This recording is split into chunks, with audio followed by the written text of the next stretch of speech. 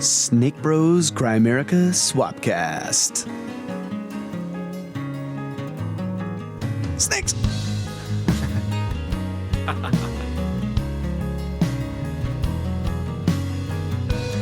And welcome back, ladies and gentlemen, boys and girls, angels and demons, monsters and serpents, to Brothers of the Serpent Swapcast with Grimerica. Coming to you, not live, actually, they published it live. But we are still in the 10x10 tangent cube of science, nestled amongst the dusty bones of an ancient seabed high atop the Everest Plateau. And we actually just recorded this with them, and it was a blast. Had a great time. So basically, this is just a quick intro to introduce that thing, which was the Swapcast with Grimerica. It was a lot of fun. Yeah, forgive me, I left the air conditioner on in here, so there's some background noise a little bit. Because it was a 2-hour nonstop thing. There were no breaks. Yeah. So. But that'll be the last time, because hopefully Saturday we're getting our climate change in the Tangent Cube. That's right. And it should be silent from then on, and we can do live shows, long shows, without sweating or freezing. Yeah. And without background noise. So we also got real internet. Yeah. Yesterday, so we may be looking at future live podcasts ourselves. I don't know yet, but we have the ability now. So, yep. Darren's trying to get us to get a bunch of other things. Yeah, we probably are going to have to get eventually, but we're resisting as long as we can. That's right. That's right. But thanks to everybody for your support of our show. Yes, helping us upgrade the studio. We really appreciate it. Yes. Brothersoftheserpent.com donate button to our pyramid scheme. That's right. Donate to our pyramid scheme. Help us out. You have been helping us out, and it has helped out. We are seeing the fruits of your labors. Yeah. It's fantastic. All right, I guess without further ado, we'll just go into our chat with the Grimerica guys. It was fantastic, and some upcoming events. Yep, being announced. Yep, lots of cool shit in this chat. So, hope you guys enjoy it. Check it out. See you on the flip side. Yeah, we can.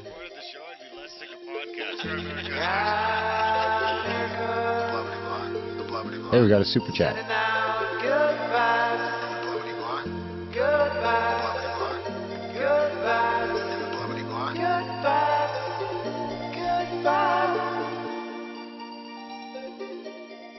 Okay, guys, welcome back to the Grimerica Show.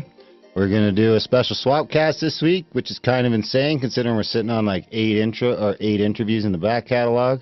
But that's okay, because we're going to go to 2 shows a week for the month of July as a little sample. We're going to talk about that a little bit later in the support segment. And so anyway, we met the Snake Brothers, the Brothers of the Serpent, down in Colorado at our Contact at the Cabin 2019. And we've been waiting to do a Swapcast with them for a while, so we said, fuck it, we'll squeeze it in. We got some exciting news we're going to talk about a little bit later, so we're going to push it to the front of the line.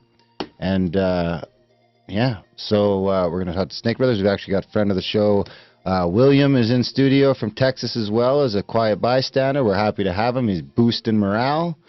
And we got everybody's favorite little podcaster here, Graham Beefcake Dunlop. How's it going, buddy? Not bad. I love the little podcaster thing, just because you call everything little. So I'm little. Yeah, these guys got a great podcast. We should hear a little bit about theirs. Absolutely. Yeah, Snake Bros. We got to podcast with them down in Colorado a little bit. Well, one of the reasons these guys, they helped out big time with our trip. One of the reasons I wanted to have on the show is so that I can try and convince all of our listeners to head over to their website and take a listen, and see if I can convince Russ to go to Libsyn. I think it's working, bro. Keep trying. Yeah. I'll break through eventually. I should start getting a pay cut from those fucking guys. For Libsyn? Yeah. That's our hosting service, right? Yeah. And they don't give me any money. They're just good, and I'm friends with Rob, and it's a good situation. We're on Pandora now. Actually, I think we got kicked off after like 2 days, but that was probably because of the vaccine show. I've been meaning to even email Rob about that, actually. Yeah. But something tells me that was it. That's okay. Yeah, that's another thing we can talk about tonight. Since this episode is coming out, it's Wednesday right now, June 26th, and there's been lots of news about censorship and Google and YouTube that we should probably talk about. Absolutely. See if you guys are concerned about that, being down in Texas. And we are definitely concerned about censorship. Are you less concerned because it's Texas? I don't know. I don't know if we haven't been anywhere else other than Texas to find out if we're less concerned. Yeah. like, so Like here- to us, it seems like Texas is like its own fucking thing. Like, and it's big. yeah, like even like like It's his own big thing. yeah, and it's just like whatever, man. You guys do what you want. We'll fucking leave this thing in a second. Like if you guys if you guys look at us wrong, we're out of here, and we're taking our oil with us. Yeah, that's right. We got big ass guys down here in Texas. Yeah, that's for sure. So did you guys hear about that though? The whistleblower from Google and then the email leak and stuff. I mean, I'm pretty sure that stuff is real and it's pretty scary about what's happening. And the problem is that I see it. And I mean, this stuff's being. So Veritas put a video on YouTube about it, and then he also that video went on Vimeo, and they got taken off both of those platforms. I think Darren, what were you reading to me earlier about the Vimeo one where it's hateful and what was the other wording? Yeah, that they used? defamation. It's hate speech. Yeah, so you can call people a Jewish person that had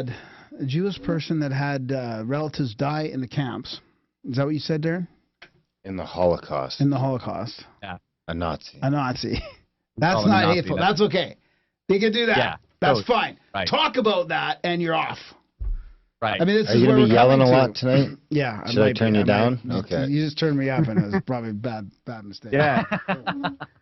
You know, like No, this yeah. is, but this is like that's really to summarize what's happening, right? At the highest level of Google, you can do that. You can name call. You can be hateful. Where do you draw that line? They're in control of machine learning fairness now. Like who gives who? Would you want that responsibility? I wouldn't want that responsibility to start managing algorithms based on a subjective fairness policy. Right. I mean, yeah. It's really bad. And the other thing is like, it's people talk about it being a double standard, or people talk about it being, like hypocrisy. But I've been trying to think about this. I'm like, I don't think that's what it is. They don't care about those actual rules. They only want to use them when they're to their advantage, right? So, like, in other words, I guess this might be semantics, but you have to care, like, to be a hypocrite, you have to, like, actually care about the rule and then not apply it to everyone the same. That's a hypocrite. When you don't care about the rules, you just use them because when your only, like, goal is to win at all costs in whatever argument you're having, then you're not a hypocrite. That's your standard. You don't have a double standard. Your standard is to win no matter what you have to do. You see what I'm saying? So that might be arguing semantics, but that's how I've been looking at it recently, because they seem to have no shame with this. There's almost no shame. And so it's like, yeah, Very close to no shame. yeah. and and they won't even acknowledge it really. Right. Because it's like they're not breaking any of their own principles, because their principle is to win at all costs. Yeah. You see what I'm saying? Oh, yeah, I see what you mean. Yeah. Yeah. But they also are applying it only where they want to as well. Like Yeah, even because that's what you YouTube, do. even Google. Yeah. Like, in other words, they have these rules, but they don't actually care about the rules.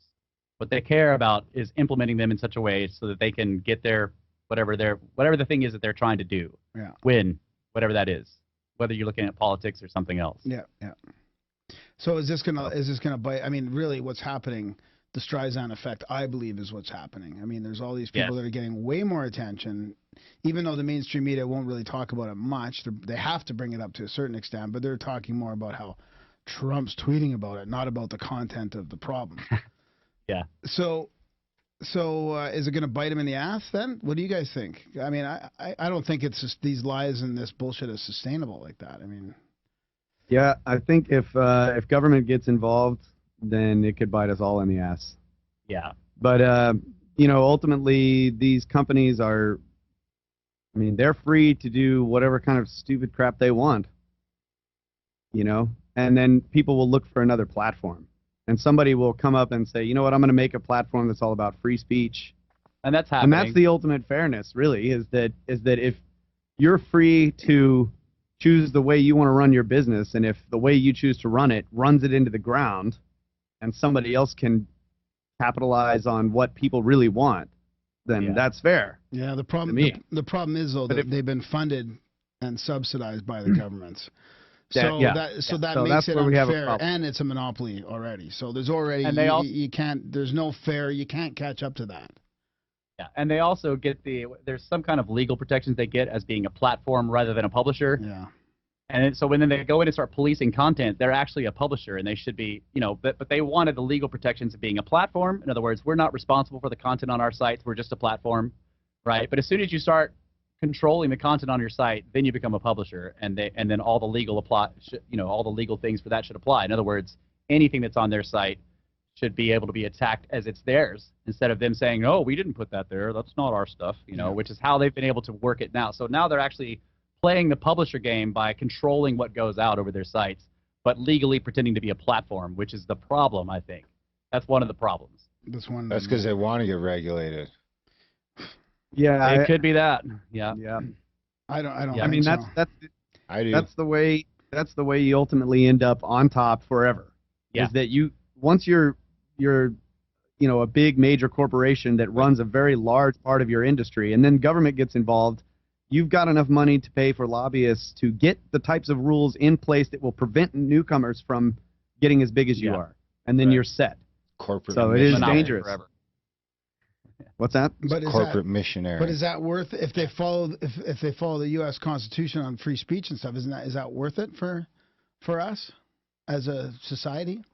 Depends how fucking broad the hate speech definition gets, shorty. Yeah. Baldy. There is no hate speech in that. That's the point. Isn't there? If you have red shirt. We're in Canada. You better watch it. Is there no hate speech in the USA wearing yet? a red shirt. I gotta get away with it. Oh no, they talk about hate speech and hate crimes here all the time. So is hate speech a thing though?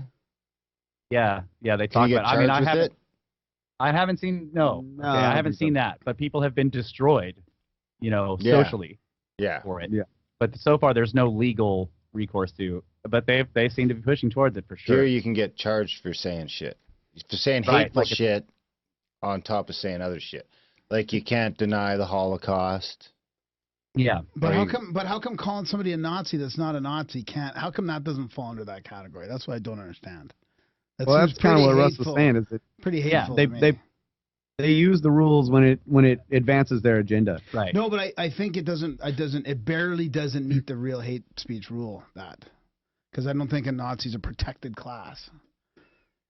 So you're hateful against a class that. Well, but if they're not, you should be hateful. If they're not a Nazi, you're hateful to. Then it's not hate speech. It's just wrong speech. Yeah. There's wrong think and wrong speech and hate speech. Right. It's too confusing. That's a good point. Well, the trick is not to fall into the trap of saying, "Hey, if I can't say this, you shouldn't be able to say that," because then that just becomes you just fucking bury yourself. Well, that's why it opens up to trolling, right? Like if we have people in our YouTube chats or somebody. That's different. The YouTube chats aren't free speech. That's like the Grimerica chat. There's other forms, right? I decide. Where people if you can come in. Shit, you're blocked. You're out of here, buddy. But I think Graham's point is pertinent. Like you were saying this earlier, that like making all these certain things or ways of thinking or ways of talking or whatever be wrong socially opens people up to trolling attacks because people can make it appear like they're that way when they're not. That's what I'm saying. Exactly. That's a good way to articulate. Oh, they can even edit or even together. accuse you for something that you're not, and then all that. By the time the backlash is over, it's too late. Graham's especially concerned because there's a couple questionable statements in the back catalog. You think? Oh yeah. Oh yeah, man. I'm waiting for it. Like in a couple years from now, when shit really takes off, you're gonna just like bam, fucking abos, motherfucker. Lawsuit. There's a couple things I could pull a few out. Oh boy. If you get me for abo, then go ahead. Yeah. I mean, I don't even care at that. I'll just say I'm an Indian. I said he could say it.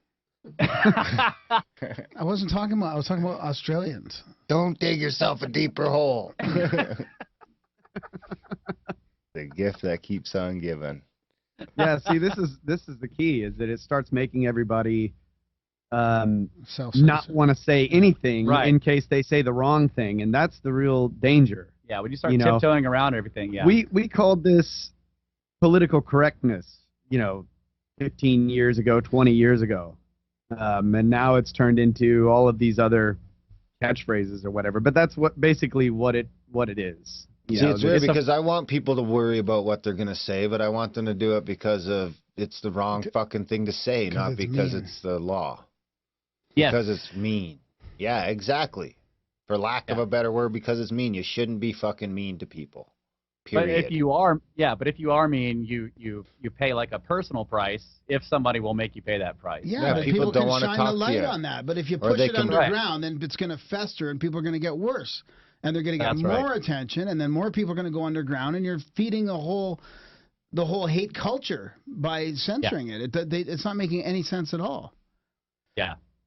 Yes, I think censorship is never good, and to me, like a quick sort of pithy answer to it is the best answer to speech you don't like is more speech, not censorship. Yeah. I feel like I've heard that. I feel like I've heard that so much, and we're kind of beating a dead horse. But it is because of the relevance of the last 2 days and what's really come to light that we all knew was happening anyways. But it's reaching a whole other level of. Right. And so when you back out and look at the big picture, what is the relevance of what's happened in the past couple of days? It's about power. All of this PC, political correctness, hate speech this, hate speech that, being able to sort of charge people for very nebulous things that you can't define so that you can define them at any given time is about power. Whichever side is doing it. It always is. So that's my opinion. Yeah, no, it's true. Very Texan. It's true. So, aside from free speech and censorship, as fun as that is to talk about, how you guys been? How's farm life? I talked to Kyle the other day. He was training vines. Sounded lovely. Driving tractors.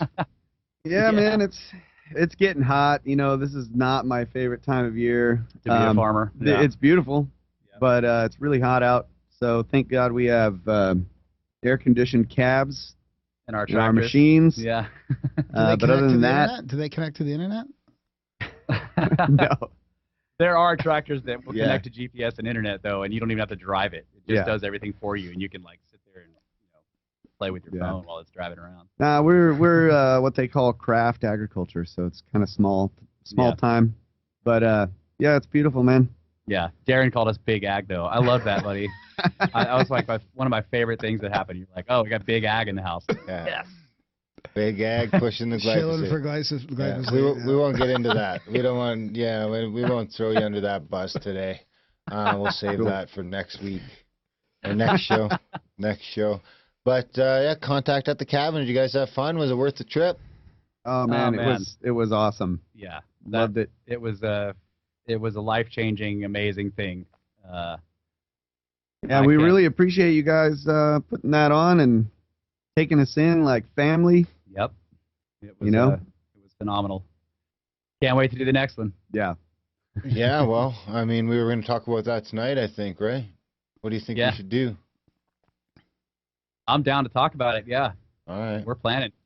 Well, I've already, I think we're going to open up ticket sales pretty quick, right? In the next, the next couple days. And so this episode will come out. I mean, there's some people listening live right now, but oh shit, I didn't start the radio station, motherfucker. Slacking on the job. There's some people listening live now. I just interrupted some previously recorded program. We do got to sort that out one day. But anyway, we're going to start selling tickets right away. We've already got a bunch of people on the wait list. And we've got a couple, some talent procured, and we've got a plan. So,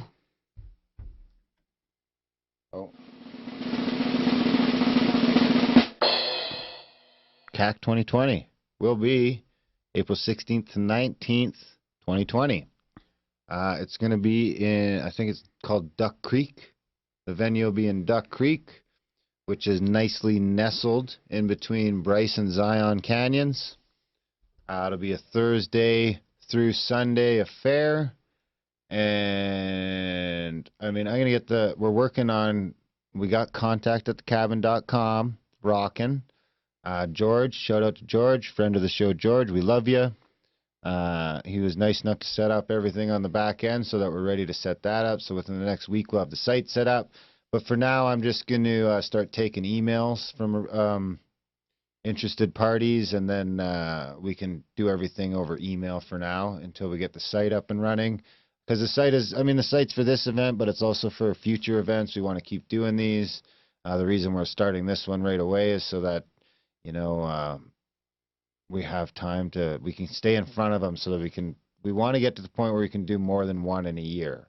And we need to be out in front of it enough to... And make them smaller, probably, right? So that we can, we can do more than one different type. At least more often. Yeah, at least for now, anyway, right? That's smaller for now, because that's just what we know what to do. I mean, the other one was great. It turned out fantastic. There was several near heart attacks, just because it was, I mean, it was like jumping off a cliff at certain points. So this one, I mean, we're a little better prepared for this one. We learned some lessons along the way. And it's a little shorter, so that's a little less thing. The problem with it being a little shorter, of course, is that instead of having 100 people come through, it's probably going to be like 30. It's probably going to be closer to 30 or 35 by the looks of it. We might be able to get that number up to maybe 40. So this one here, like I say, it's going to be in Duck Creek, or I believe that's what it's called. I might be wrong. Don't quote me. It's halfway between Bryce and Zion Canyon. We got a nice big place there. I'm talking to the folks already. So High Desert, Utah, right? High Desert, Utah, and we're going there. Of course, we're going stargazing with our friend David Matheson. We're going to do some star mythology by day. Go out. We're going to have the vans. We're going to get 3 vans. We're going to take the vans out after dinner, head out to Bryce Canyon one night. Dave's picked out some great stargazing spots. We're going to go to a couple spots. Bryce Canyon is supposed to be one of the best places in the world for sky watching. So we're going to head there, and Dave's going to point out a bunch of the constellations to us and tell us some of the different myths behind them from the different cultures over the time, and you know, how he thinks the Bible and some of these other things are all tie into the stars. So that's going to be fantastic. So we're going to do one night in Bryce Canyon and another night in Zion Canyon, and I don't know what we'll do the other night. We'll have to come up with something. We'll leave that open for now. Oh, we're moving for nights? Future awesome. Nights? What? We're moving for different nights and different spots? Well, we're halfway in between them, right? Yeah, so we're going to get 3 guns. Oh, I see what you mean. So this one, I mean, the pricing's kind of similar to last time. It's a little cheaper. The entry level's a little cheaper. You can get in the door for around $400. The beauty of this time is it's not in the middle of nowhere. So part of the problem with Pagosa is you either had to fly to Denver and rent a car and drive 6 hours, or we had to fly into Durango, which wasn't super cheap. So this time we're doing it, I think we're about 3 hours or 2.5 hours from Vegas, which I'm pretty sure is one of the cheaper places in the U.S. to fly to. So we're going to head there. We're going to get some vans. Us and the Snake Bros are going to get some vans. So all you really got to do is get yourself to Vegas. And we're going to do a couple different departure times from Vegas Airport on the Thursday. And we'll take you from Vegas to the venue. We're going to add dinner this time so that we can just stay together, and it's a little easier because we're doing stuff in the evening. We don't want everyone going out for dinner. So this time we're going to give you a breakfast, lunch, and dinner. We'll have some snacks around. I mean, you might want to bring a few things just so you have your own personal stuff, but we're basically going to provide the food this time, all your meals, transportation to and from Las Vegas Airport, your lodging for the 3 nights, David Matheson goodness. And, of course, Brandon Powell. We talked to Brandon again, and he's on board. He's going to come out.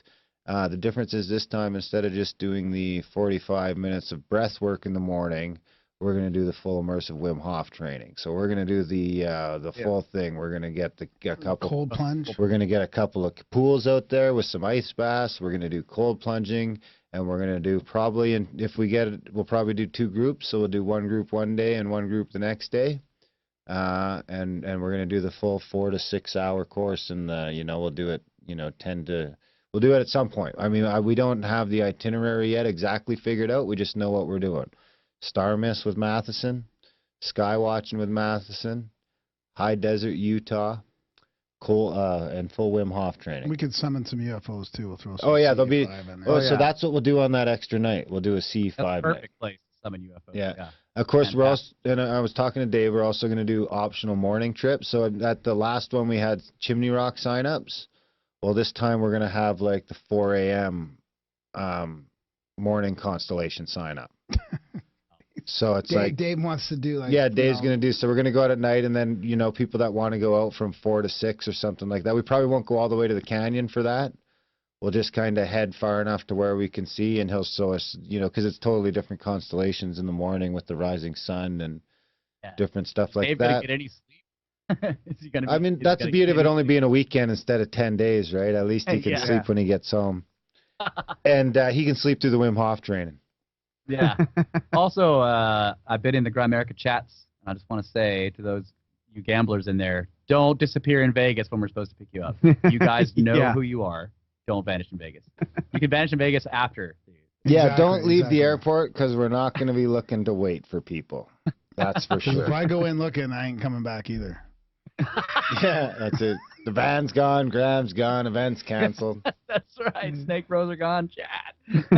Yeah, we're hoping to secure the same cooks. So I've got a soft commitment from them. So it's looking like a grand, quite the grand adventure. I will say this: I've got the last time I checked, I had 13 or 14 people on the wait list.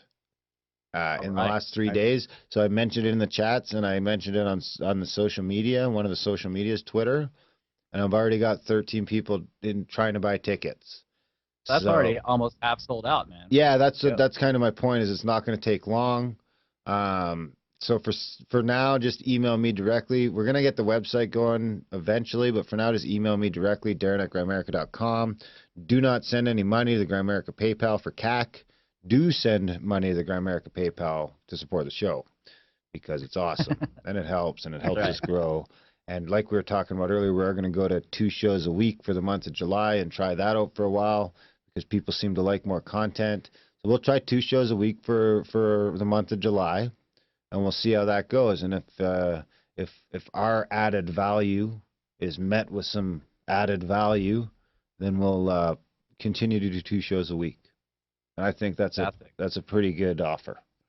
Because, I mean, let's be honest, 2 shows a week is twice as much work and twice as much time. We got to be careful about that commitment. I mean, maybe we do. No, I just committed. He's got these fucking harebrained ideas and he just fucking whips them out. How dare you? I do have harebrained ideas. They know that already.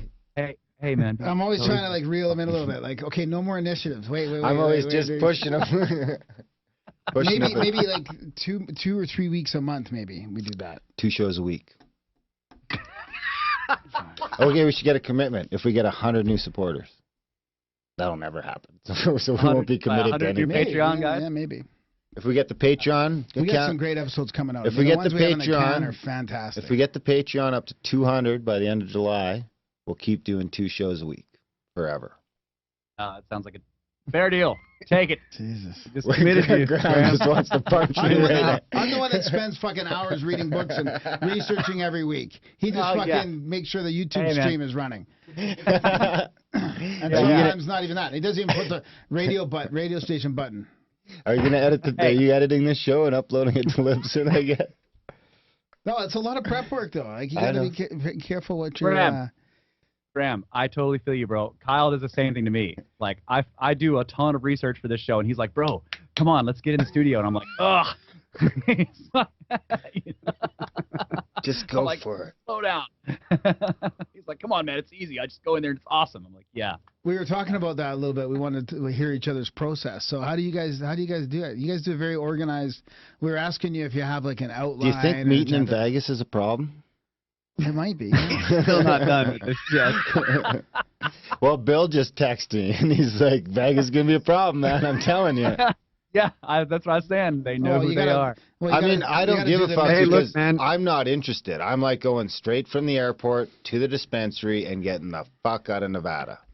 Yeah, so look, if they go to Vegas and they disappear, they've already paid, and we don't have to deal with them. That's right. Yeah, perfect. Yeah, because Salt Lake City's a way farther drive, and then there's no dispensaries. I mean, we got people coming from Colorado and Cali, but I want to hit the dispensary. It's a thing. The thing of mine. Yeah. When you go. So anyway. don't disappear into the don't disappear in the dispensary. So we're gonna keep it in Vegas. Don't fucking disappear. Graham.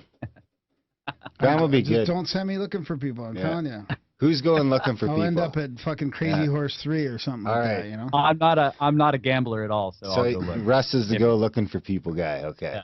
Oh, throw me a little dice. He has been known to throw a little dice. We got to pick up Kyle shooting dice down on the strip with his shirt off. Yeah. Freaking throwing Shit, man, I'm wearing my shirt back. It's all good. All right. Could totally happen.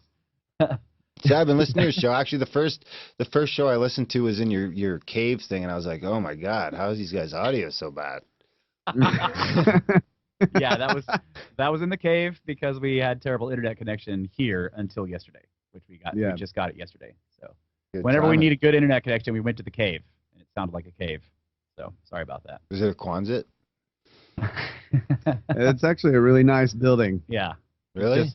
It's on the ranch that we work on. Yeah. It's a guest house. Huge 25-foot high ceiling and tile columns floor and yeah. Oh, so you can't even hang sheets around. You have to like make a fort. Right. Yeah. We'd have to build a couch cushion fort to make it sound. Yeah. Yeah, but we won't need that place anymore, so Yeah. we're good to go. You're dialed in. Internet's great. I remember when we first got internet in the garage. Remember? We tried Garage? to Skype. And yeah, what do you guys call them in Texas? Car Is that holds? what you guys call it? Carport? I stole that from The Simpsons. But think did it you was say garage? garage? Yeah. We Garage? call it a garage. Garage? A Garage. garage. Yeah. Very French. Garage. Well, I'm Canadian. We're Right. So we're why are you saying bilingual. garage? Garage. What do you think Metallica's album's called The Garage Days? Maybe it is. It's the Garage Days, man. All right. NASA. So what do you guys do? How do you do your show? The outline, like you're pretty organized for just winging it. Well, thank you. We do wing it though. It is It's totally winged. yeah. There's some prep work. So I do a lot of prep depending on what kind of show. Sometimes we just come down here, sit down, and we start having a conversation about pyramids, and we don't know where the show's going to go. Or both of us have been thinking all week about maybe this topic or that topic, and sometimes we bring it up to each other like, hey, I was thinking about this, bounce ideas off each other. But we've been doing this for over a decade. I mean, like, what, 20 years maybe? Yeah, probably. We've been talking, so like I would, for years, long before we had the podcast, I would be up, up in the tower, and I'd read some book. I'd read like a David Hatcher Childress book about pyramids or whatever, and I would like, God, I got to talk to Kyle about this. So I would come down here, and I would sort of try to give him a synopsis of the book so that we could talk about it, because he's not going to read it, right? He's got other stuff to do. So I'd come down here, I'd be like, okay, so here's what basically the idea in the book or whatever, and then we start arguing about what was going on in the book. Yeah. But first I had to tell him what was in it. And so we just still do that with the podcast. So I'll come down here and be like, all right, so here's the deal in the book, blah, blah, blah. And then Kyle's like, yeah, but you're wrong about everything they just said. So that's the basic gist of the podcast is like we have these discussions. And really he doesn't do that. Really what's great about talking to Kyle, first of all, we're brothers. So we've been talking to each other for our entire lives, for one thing. The other thing, and I always say this probably isn't technically true, but he's left-handed. And so I'm always surprised. I always think to myself, I'm surprised at where he's coming from when he's looking at a topic. And I always equate that to him being wrong-handed. He's looking at it with the wrong side of his brain. That's why I'm surprised at where he's coming from. Right now, that's kind of a joke, but he does have a perspective that I would never think of myself. Like not even close. I don't even come close to it. So I've always loved bouncing ideas off of him because what he comes out with is out of left field, like literally. Right? He's left-handed. To me. So when we have these conversations, it's so it just expands my ability to think about the topic so much because all of his ideas surprise me, and I love that I wish so I much. could So say that. It's a simulation. Wow. Wow. So, but Kyle, So anyway.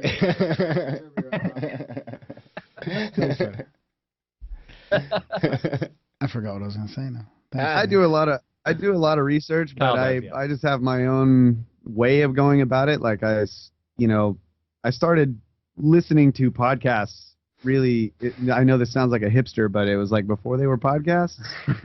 And you could get lectures from colleges, like on physics and anything, history, archaeology, whatever, for free from the actual university's website. Yeah. And then eventually they started showing, like iTunes, like got this like iTunes U and then podcasts thing, and so I was just like consuming stuff, because my job for years was just a machine operator, and so 8 hours a day I was inside a machine, and I discovered that I could listen to audiobooks and completely focus on the audiobook while still being able to focus on the work that I was doing. So I started out with fiction, and then got bored with that. I was like, man, I should learn physics. I'm a musician. I have a recording studio. I need to know what's going on, Physics-wise. Physics-wise. Yeah, with the instruments and stuff. And once I started going down that rabbit hole, that's when I feel like we really started having more interesting conversations, I think, because I would kind of like put everything through this lens, this world that I was building in my head about how the universe works or whatever. And then, he was going off on these human origins topics. And so I started doing that through audiobooks and podcasts and whatever. And just continue the conversation. So if he gets into some particular topic, I will typically start researching it on my own. Just branch off into various aspects of it. And then when I'm listening to him tell me about the particular research he's doing, I can come at it from these other angles and analyze some of those things. So that's like the way I handle it. But yeah, I remember from when the podcast first started. Like I remember listening to, and I was surprised at how many there were out there for free right away. Like in 2007, I think. I think it was 2007 when I started listening, or 2006. And already, like, anything you wanted to learn about for free was just there. And it was just like that. So I started down that. And I had a job for a while where I could just listen to audiobooks and podcasts all day long, too. It was fantastic. So I totally get that craving to learn stuff. So where'd the name Brothers of the Serpent come from? Well, back to you, Russ. So there's first of all, the serpent is an ancient symbol of knowledge, right? So you'll see it on the caduceus. We still use that symbol now for health. You see the staff with the snake going around it. That's the caduceus. So the serpent there has always been a symbol of knowledge, at least in ancient civilizations.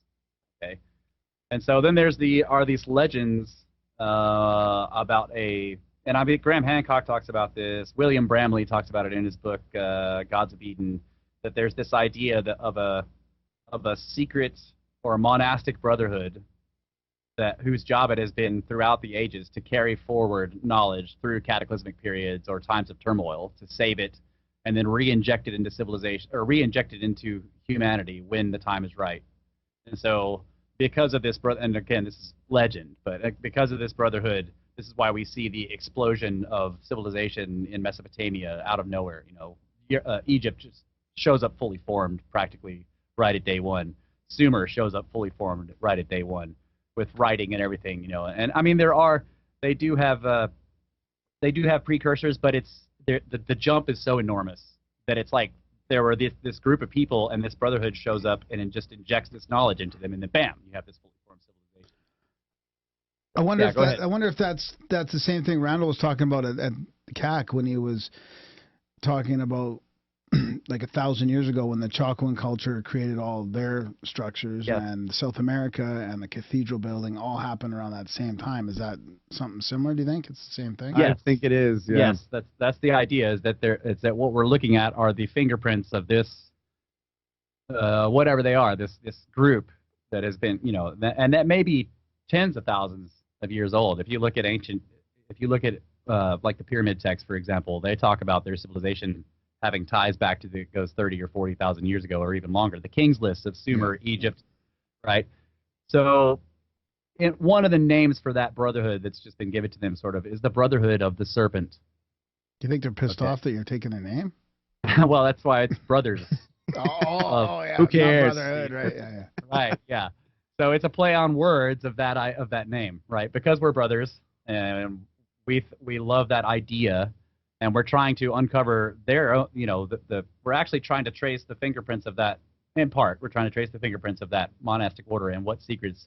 How do they do this? How do they carry it across? When did they start? Right. Also, we were talking about this the other day. Enki, the ancient Sumerian god, the one that was the brother of Enlil, who was the sort of the lord of the sky. Enlil was the one that was like in charge of everything. Enki, his brother, was also known as the Serpent. And then you see across the world, like Viracocha is a serpentine. Then you have the feathered serpent, Quetzalcoatl, right? So and these are all civilization gods. Yeah, knowledge bringers. Knowledge bringers. They show up and they just in the midst. What? There's also Mother Ayahuasca too. I mean, there's also a very spiritual significance to that too. I mean, people see the snake during those episodes. Well, I was going to mention that because I've heard of the staff and the snake being described for masculinity and femininity before as well. Yeah, could be. I mean, that symbol has been used since at least ancient Egypt. That caduceus. And you guys would be brothers of the feminine. Thanks, buddy. They'd be sisters of the serpent. Yeah. We actually have some of our good friends, like, they'll say that. Like, if we mess something up, they're like, I'm going to start calling you guys snake sisters. Yeah. Yeah. Freaking snake sisters messing that stuff up. I love it. That's fantastic.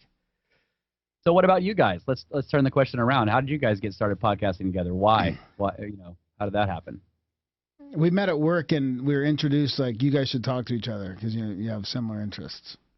And then I gave Darren some podcasts to listen to, and he just went like right down the rabbit hole. He was like, "These are awesome. These are amazing. Oh my god!" Yeah, I listened to like all of the Mysterious Universe back catalog in like 2 months. Yeah. Dude, I did the same thing. Fantastic. And then we went to a conference and met a bunch of really cool people, and we kind of it was almost like CAC in a way because we were talking to all the presenters and just hanging around meeting a bunch of really cool people, and a lot of it was about ancient mysteries and all that. And yeah, that was the paradigm. Hung out with Von Daniken till like 2 a.m. Smoked a joint with Giorgio. And then we were like, we should podcast. Because I'd be listening to. Well, then I had to drag Graham kicking and screaming into podcasting. Because then I started the website and stuff like that, and the Facebook page. I had some personal stuff going on. Still, actually, that stuff was. I don't want to put my name out there. Yeah, that was on like because the website and the YouTube channel and the Facebook page all established on December 21st, 2012. Yeah. Oh, wow. We were having a tinfoil hat party that night. We had a giant tinfoil hat party that night. Oh, did you? Yeah. Nice.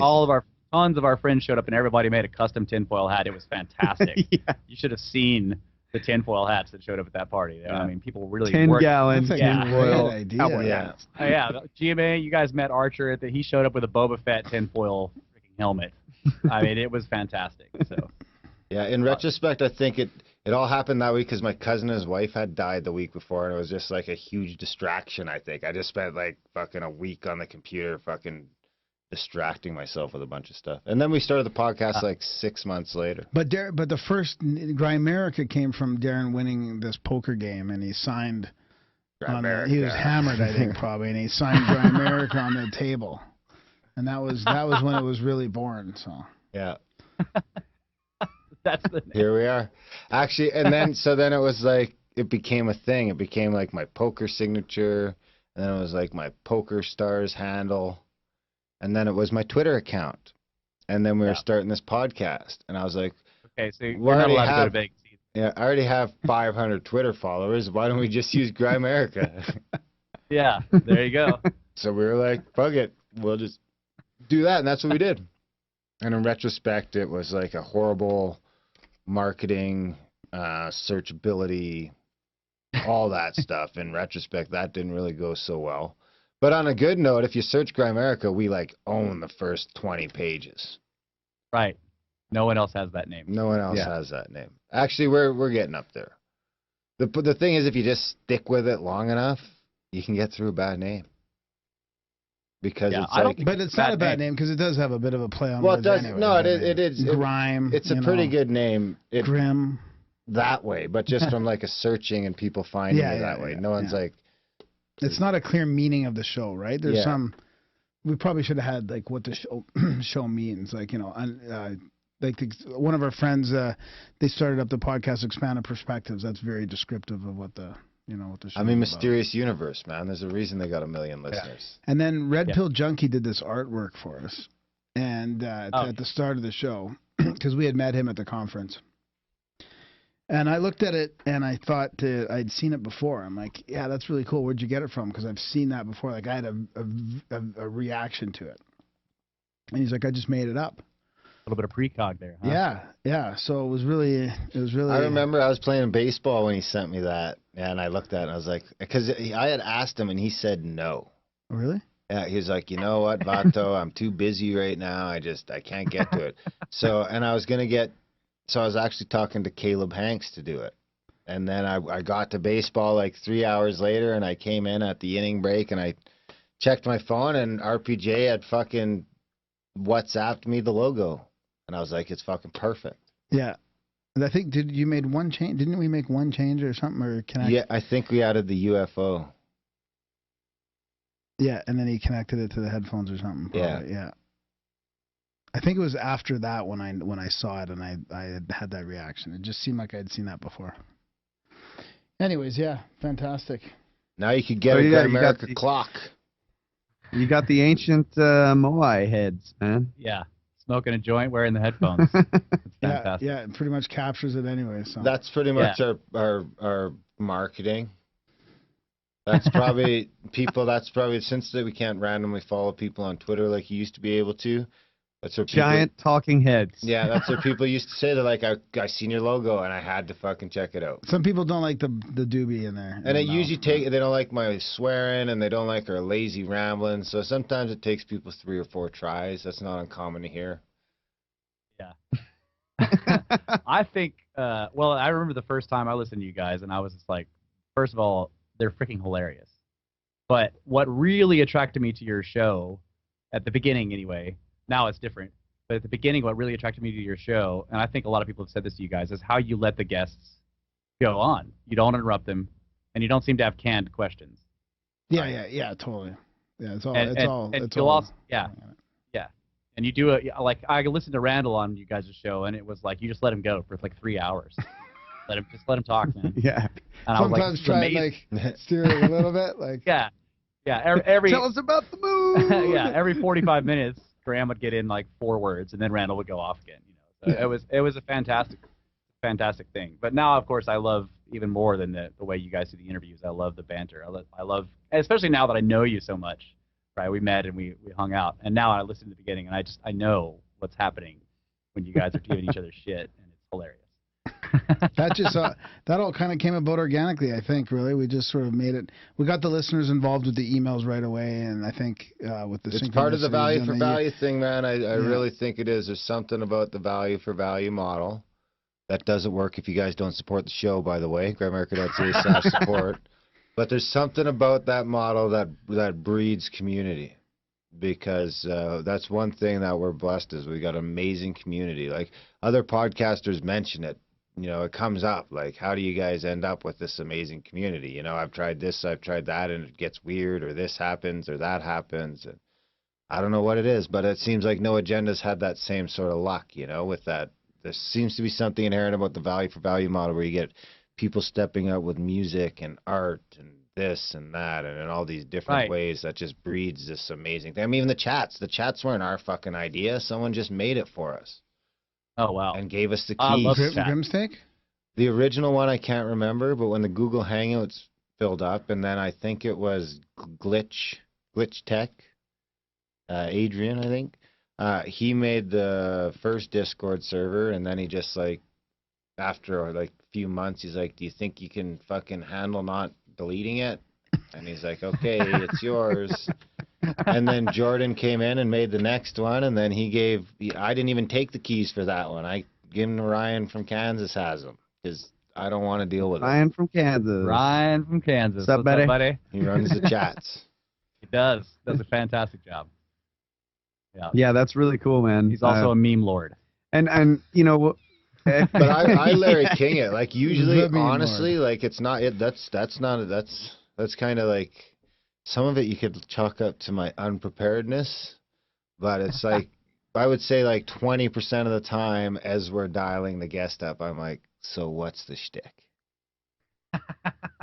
And in the beginning, honestly, it was because I had young kids and I was just so busy. I honestly just had no time to do any research. And now, honestly, I do it by design. I mean, certain shows I don't, and there's certain subjects that I just Well, you already know. I mean, sometimes that I you just already have know. a knowledge base on and stuff like that. But if it's something I don't know anything about, then I'm not gonna look into it, because then I feel like, I mean, there's a laziness factor. I'm not gonna lie.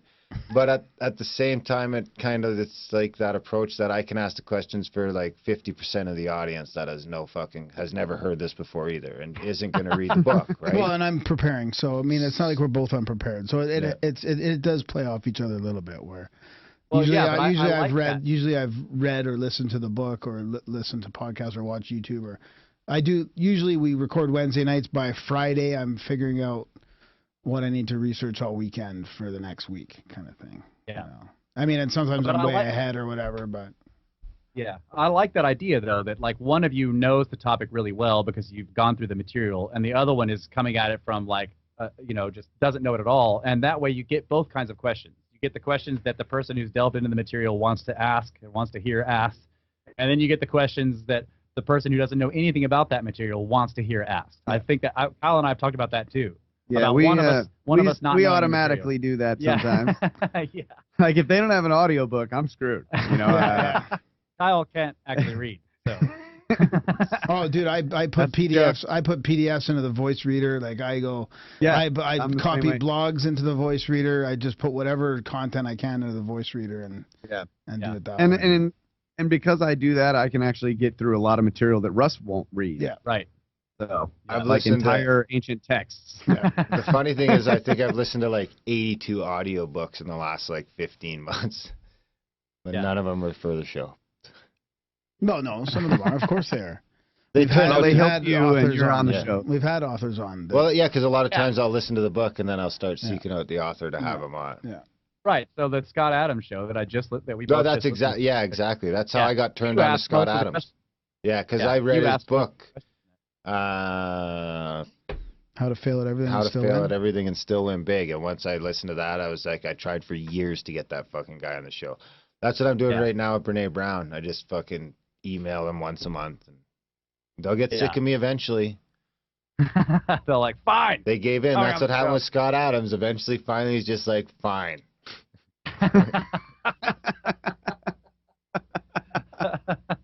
Yeah, that's a great. Yeah, model. we don't really do that Yeah. either. One thing that's weird for me is that like I got so used to the ongoing conversation and developing that conversation that like once we The ongoing conversation of our continued podcast. on the podcast, yeah, that once we started getting more guests or more frequent guests, and then we started doing the Contact at the Cabin Zoom calls, and then there was all this stuff going on like right in that period. We hadn't had a show where it was just us just talking about stuff. We did like some hardcore like book reports, or we did like 2 shows completely dedicated to going all through a book and 4. talking about. We did Sign and the Seal, which was 2 shows, and Right. then we did the Giants book, which was 2 shows, Right. and then we had Randall and then we were doing the Zoom stuff, and so it had been over a month since we'd had a regular where Yeah, we and just sit down and talk about stuff. I started finding myself like, man, I've got all these topics stacking up that I was wanting to address that are not entire show topics. They're just like little bits and pieces that are a continuation of the conversation we've been having on the show for 3 years. Yeah. You know, so now I'm forgetting what all those things were because it's just like, all right.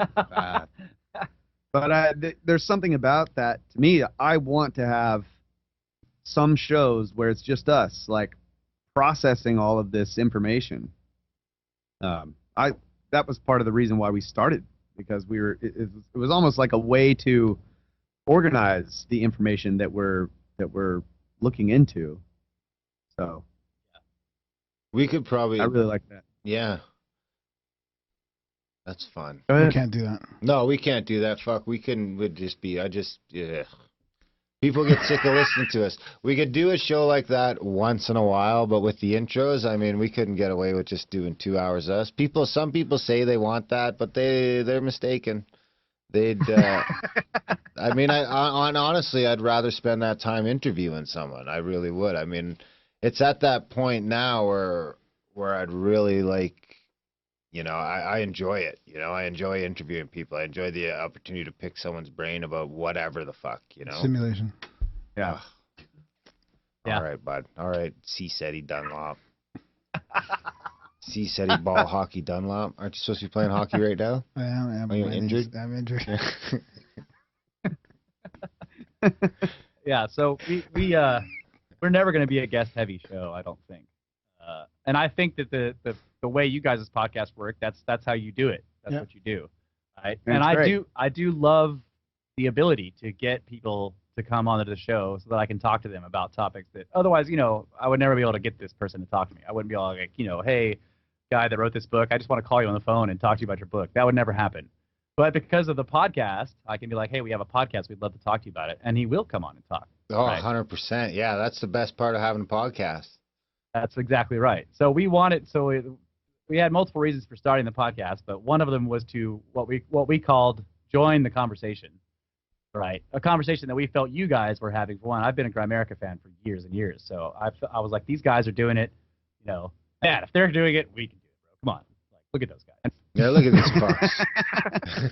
fucks. But actually, I use y'all's show as a resource for my own research, right? Like if there's a guest that y'all had on that is, knows a lot about a particular topic that I'm going, I just pull that show, listen to that. Yeah. And then I, have my own thoughts and ideas about it that I might use on our show. Yep. Yeah. So it's great. It's great that it's out there. Sure. And I was going to say, that reminded me, back to the Brothers of the Serpent thing, where these guys are injecting information or knowledge into humanity. Brotherhood of the Serpent. Yeah. Sounds like a fucked that up guy, cult. Yeah. That's exactly what it is. That guy, Alan Green. Who did the y'all had on. Yeah. The guy, Alan Green, that y'all had on, who talked about Shakespeare. Did you watch the video? Yeah. I didn't watch the video. I listened. I actually, when I started, I can't remember what the most recent number was, but I started it and found out that y'all had interviewed him before. So I went back, and that was episode 209, the first time you interviewed him. And there wasn't video. So he explains everything. I listened to that, and then I went back and listened to the new one. But what I learned there blew my mind. But that guy, Shakespeare, I think, was doing that same thing. He was encoding all of this knowledge or information into his plays. I mean, his plays are about, ancient civilizations. It's mythology. It's got gods and goddesses and all of the, mythology of all this stuff in there. And he's rewriting it and encoding that esoteric information into what at that time was modern day life, or something that modern people would latch onto and want to tell the story again. You see this happen over and over with esoterica. It's like Christianity, for example. The Bible has all this esoteric information in it, and the story is told in such a way that people of the time want to repeat the story and pass it on. Right? So so many legends and myths. Yeah, so the hidden information gets continued on by people who aren't even aware that it's there, and so that it can be picked out later by somebody who maybe is initiated or what have you. Yeah. So Shakespeare was basically doing the same thing. He was just doing it again, and now look at what's happening. Like, he's the greatest literary, writer of all time, and his stories are being told over and over and over and over in so many different mediums, and the esoteric information is embedded within. And there might be that might be part of the metaphysical reason. I mean, hiding that symbolism in there might actually be powerful. Yeah, I think so. I've been bugging Alan to do a CAC with us. Oh man, That would be I hope he does. fantastic. I'm working on it already. I've got a soft agreement. Yay. Alan seems like a ton of fun too. I gotta tell you. Yeah. I mean, he seems like he'd be a hoot. He really does. Something about the guy. He seems like I'd have a blast to hang out with. Yeah, that would be great. But that to me is I don't know, that idea of being able to put esoteric information into some modern story. I really like that. I want to be able to do that. You know what I'm saying? I want to learn how to do it because I think, you guys talk about, you've had some people on your show that talk about magic or whatever. I think there may be something to that. Yep. Where you can tell this multi-layered story. I don't know how else to describe it, but it does something to the psyche. Like you have this certain set of rules that you have to put into a story to make it, just make like it an archetypical fucking something or other, like That's right. the Matrix and stuff like that, where it's it like grabs you at your deepest soul because it's in your DNA. That's right. Yeah, and there's a word for this in the music industry, and they call it catchy, right? Oh, that song's catchy; it could be a hit. Well, what is it about that song that makes it catchy, right? You're now combining music and lyrics. But there's something there. They force it on the radio. No, I'm just kidding. Yeah, so I have this idea too. I'm like, the drummer in our band is like, oh yeah, we got to make something catchy or whatever, and I'm like, you can't do that. They dump a bunch of money on it, and then people just eat it up. Yeah. But I learned from looking into this type of stuff that's not necessarily true. There are ways, there are methods to make catches in these stories. Yeah. So catch on. Wait, how did Alan Green fit in with the Monkees again? Because he was the musical director for the Monkees, right? And basically toured all over with them. And because those guys, tunes. Yeah, exactly. They were getting, they had the writers from all over, these awesome writers singing in songs, and then he would get with the band in shape, is what he said. I wonder if he's a Mason.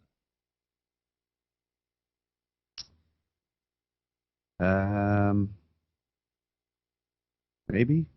For some reason I'm thinking that he might not be, just because of the way he discovered all that stuff. But maybe you should read Being a Musician and All. We just had Marshall Lefferts on his fantastic interview on his new book Cosmometry, and he's got the sacred geometry of the cosmos and music and the unified physics model from the Resonance Foundation, and it's mind blowing. It's all connected. What episode is that? It hasn't come out yet. It might be on, YouTube though. It's on the YouTubes.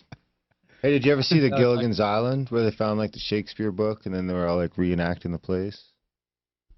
No. Dear, your problem is clear. No? All right.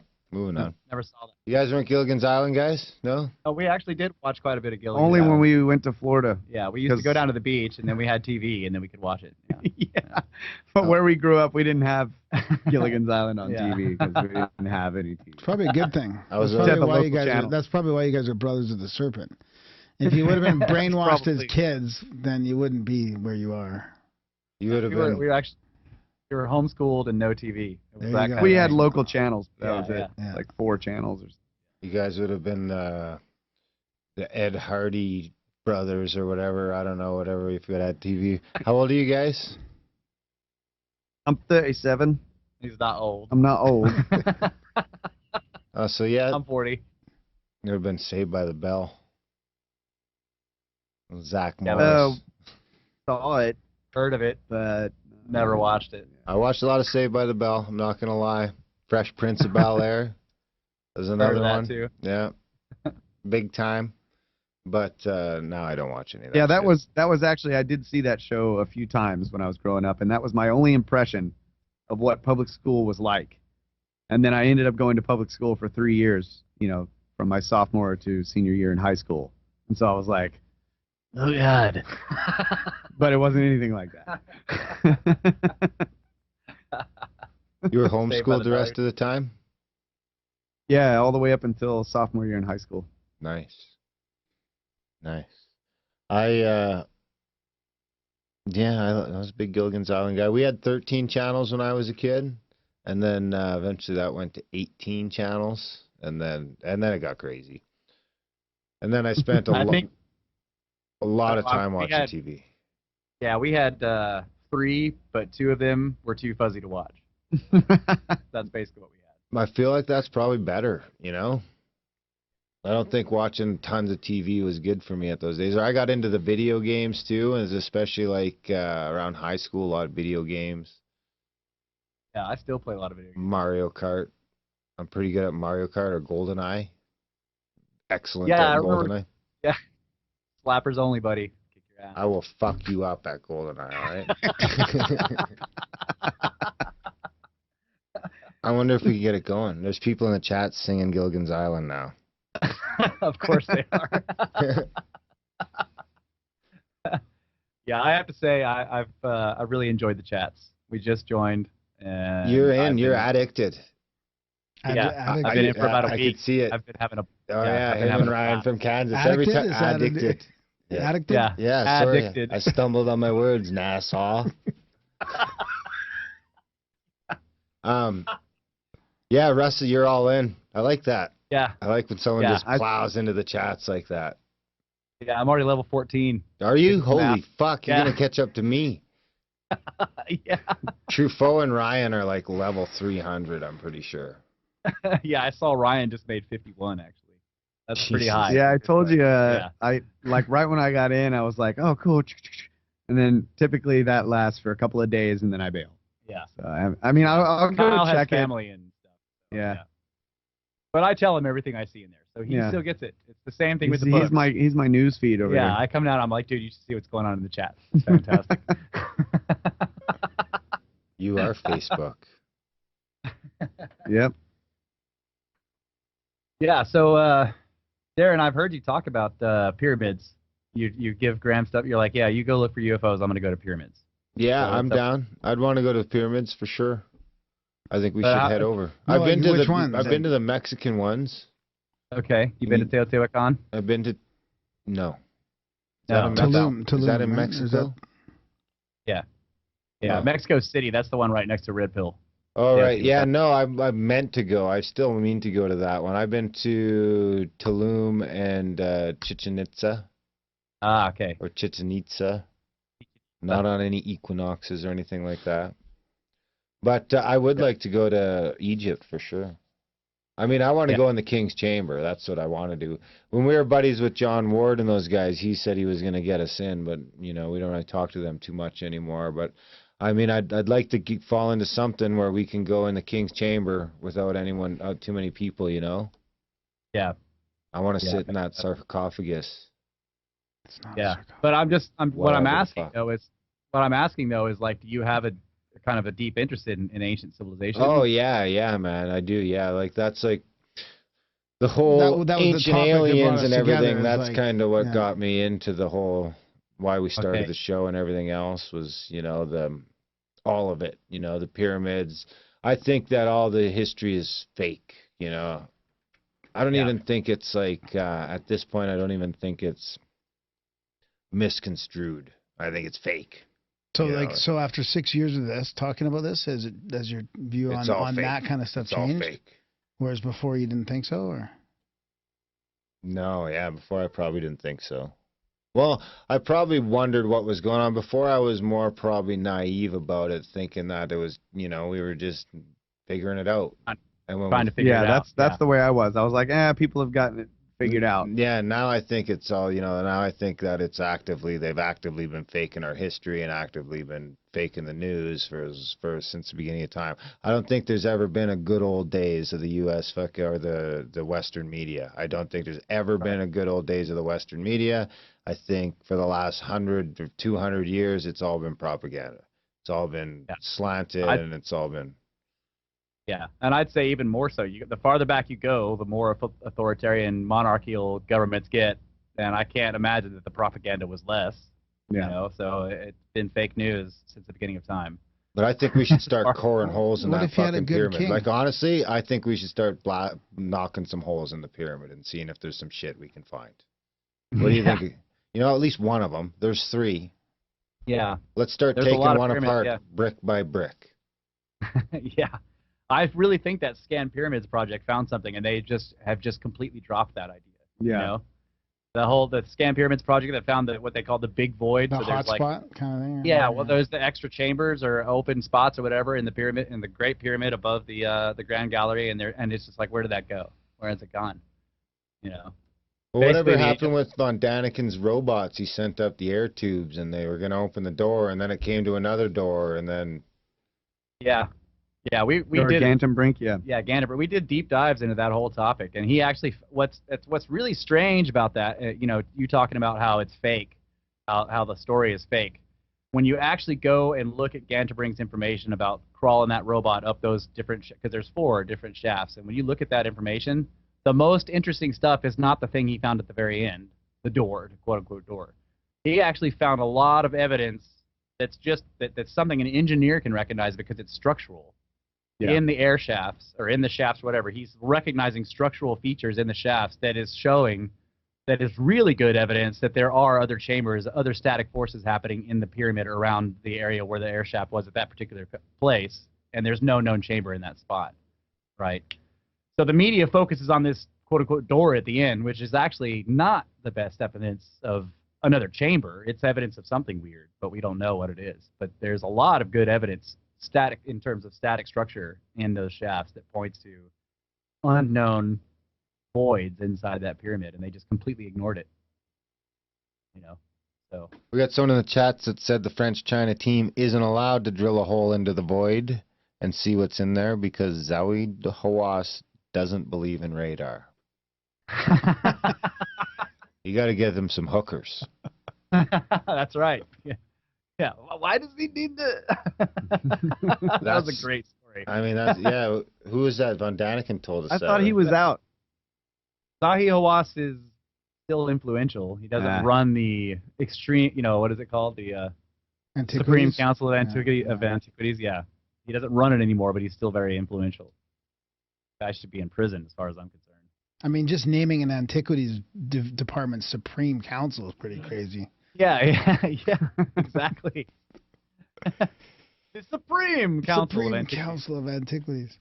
Yeah. So where would you guys go if you could go to an ancient site anywhere in the world then? And like, where would you want to do your own sort of research or go, you know? Like, would it be Giza Plateau or somewhere else? Or would it depend? Or would it depend on? Unfair. Well, unfair. What? Should be like, unfair. Right away. Yeah, I'm going to Rapa I think Nui. I'd go to Giza Plateau first. Yeah. I'd go to Rapa Nui if it was a dream trip because Egypt is cheap enough to go to. I think on your own. But Easter Island is not, right? Holy fuck, dude! Expensive as hell. Oh man, it's like 3 days. Right. 3 days to get there from the city. Like when I looked at it, the cheapest I could find was like almost $4,000 a person. Wow. And then I don't even know if there's any place to stay when you get there. Yeah. Well, another caveat would be like, is this trip that you're saying, Graham, is like I could go anywhere in the world? Can I do anything I want when I get there? In other words, can I go into any building? Let's just say, might as well, yeah, sure. Yeah, because like secret there are passage, like secret. Yeah. You get passage into whatever you want. Yeah. So I don't know. I would have to think about that because, like, for instance, what, a secret passage into whatever you want, even if it theoretically doesn't exist yet? No, come on, man. Well, I meant like passage through, like in, like so you can just walk through a wall and he's in the void. No, I don't mean like that. I mean, no, like if there are secret passages, I can go in them, even though they're normally blocked off, not allowed. Yeah, you can't just pass wall. So, like, one thing I would probably do if I could go to any Did you drop all your fucking conjunctions? That's a spell.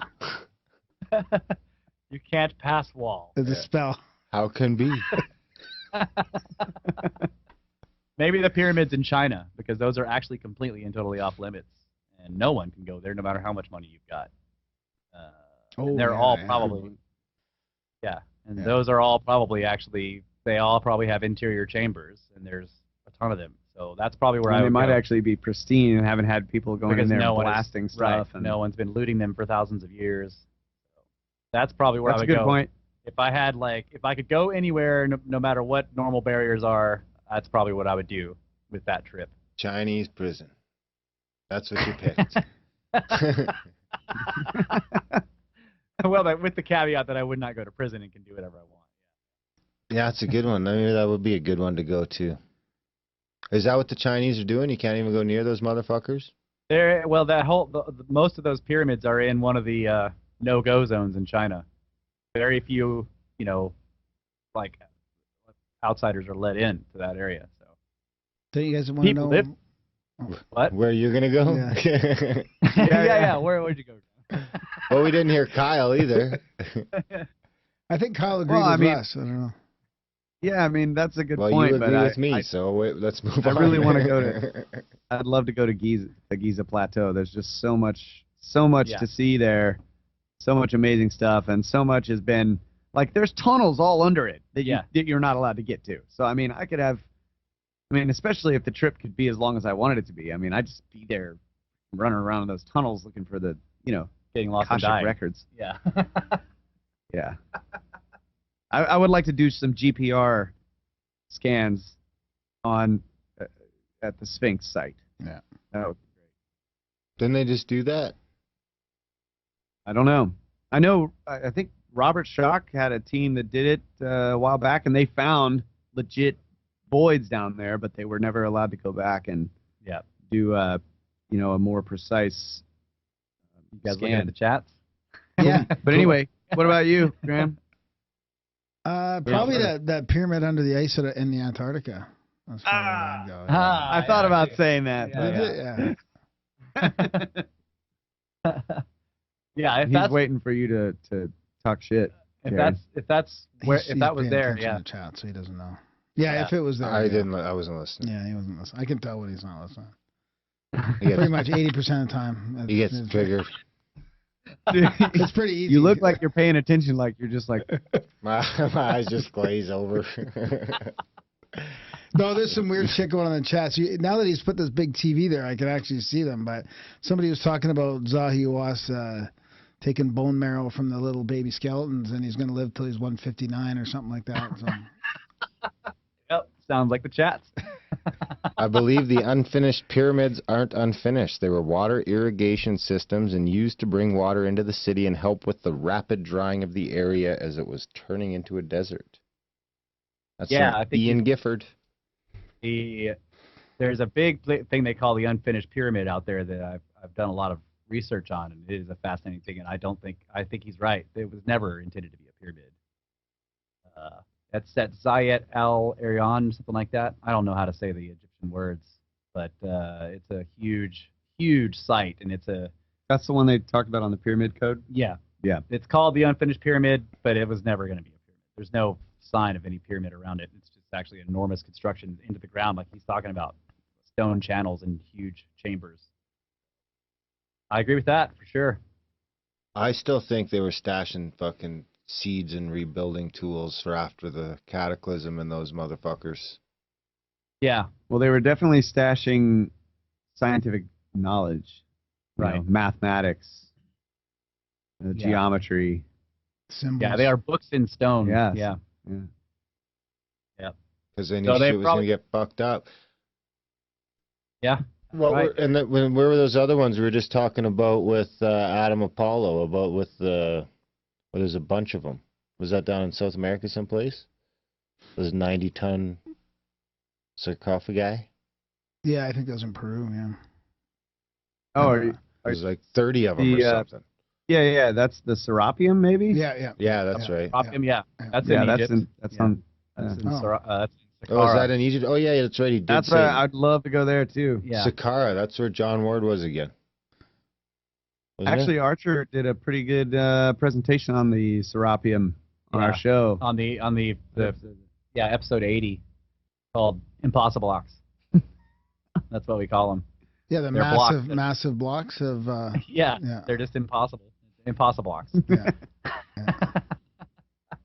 Yeah, you got a 70-ton box and a 30-ton lid on top of it, and they're carved out of this incredibly like dark granite or diorite or basalt.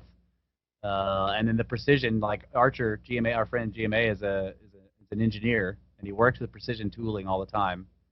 Just sort of like Christopher Dunn, right? Yeah. And so he did a bunch of research on that, and he came in here and did a fantastic like explanation of how precise these actual boxes are, and how it's actually one of the best evidences that there was high technology, because you can't do it.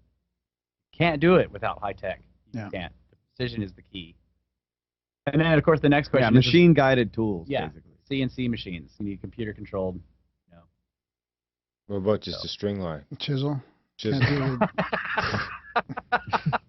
Yeah, you need your little stone hammer. Sanding block, Just You use a copper wire, and you Right. you get a bunch of slaves pulling on either end. You pull hard, fast. Get through that basalt. Is it 9.5? Yeah. And they're doing it so fast that they cut 2 or 3 inches into the stone below by accident. Yeah, they They leave cut went marks too on the far. stones below, because those slaves are really fast with their copper wire. Slaves are quick.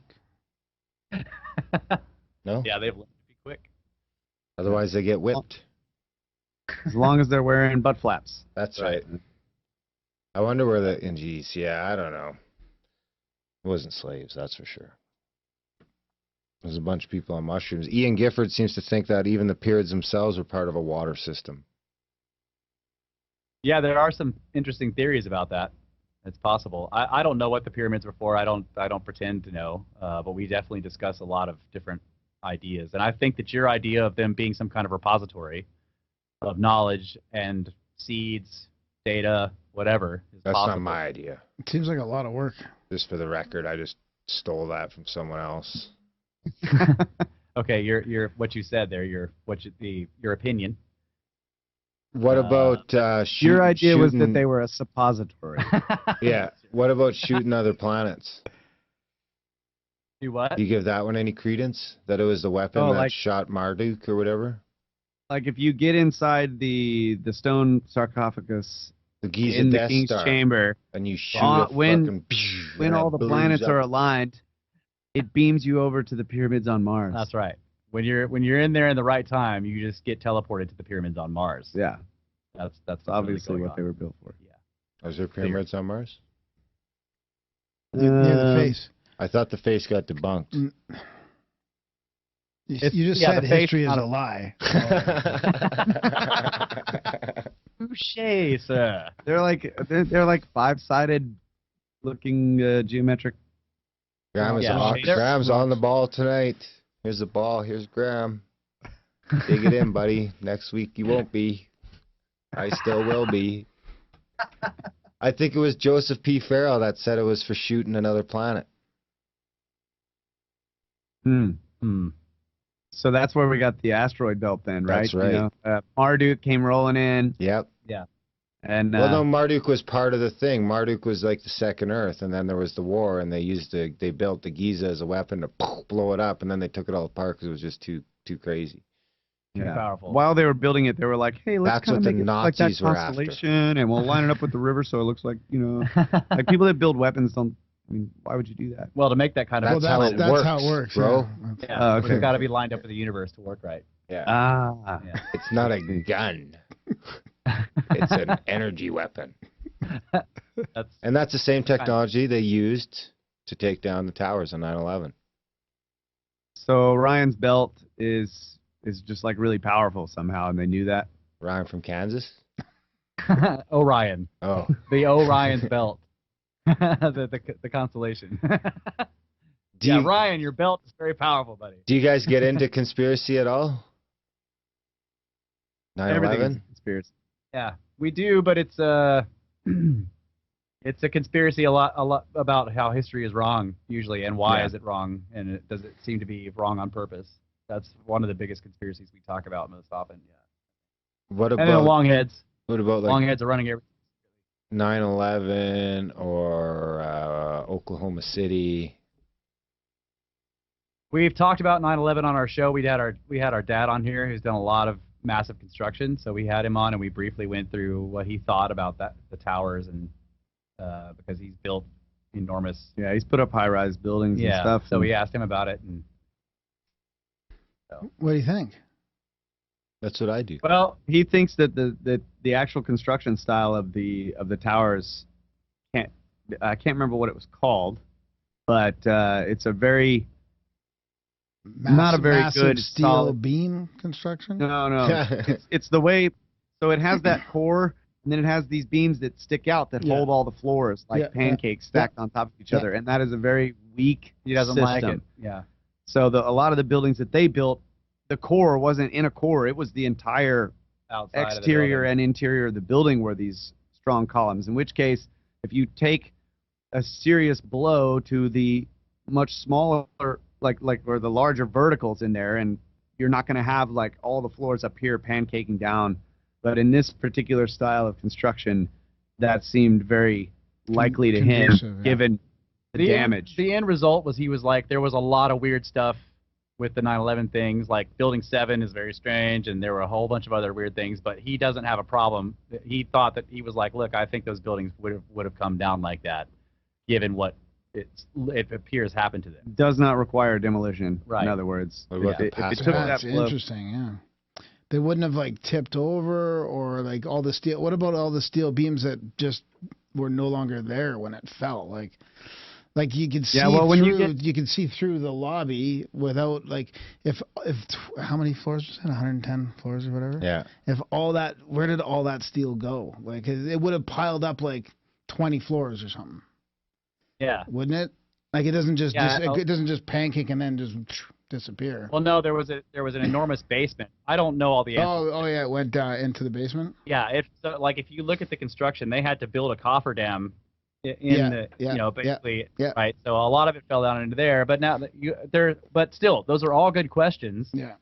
Dad's main thing was like, look, the buildings collapsed, and I think that's what would have happened. Yeah. But there was a whole bunch of other weird stuff surrounding the entire incident, including passports and strange things, and like there's a whole lot of other stuff. 270-degree corkscrew turns into a pentagon to the exact office where they're investigating the missing money that Donald Rumsfeld announced the night before.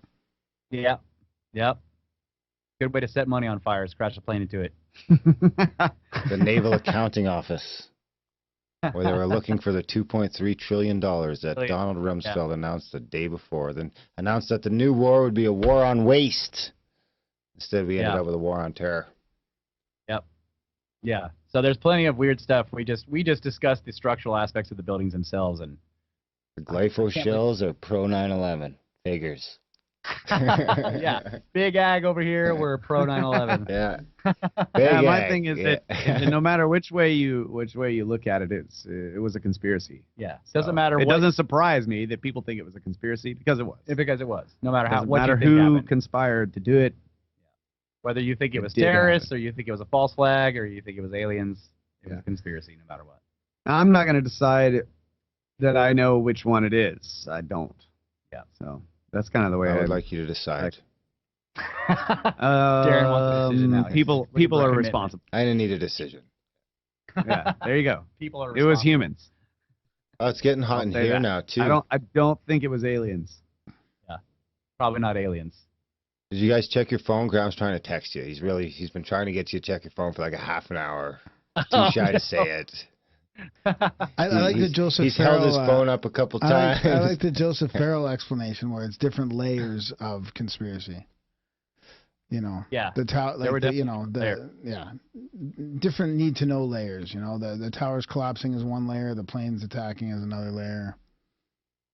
Building 7 and the Pentagon is probably a different layer.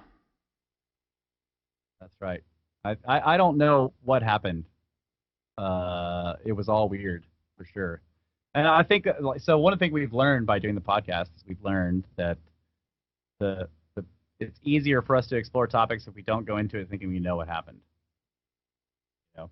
Yeah. Hey, check it out. I got this. I'll play this while Russ checks his phone. Someone sent me the Gilligan Island Hamlet.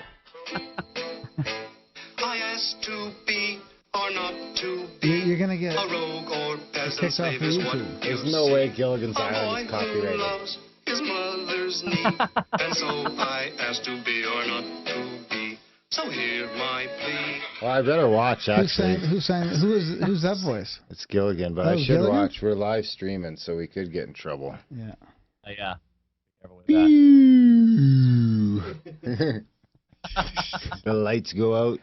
It's okay. We already talked about censorship, and we said the N word before, so the N-A-Z-I word.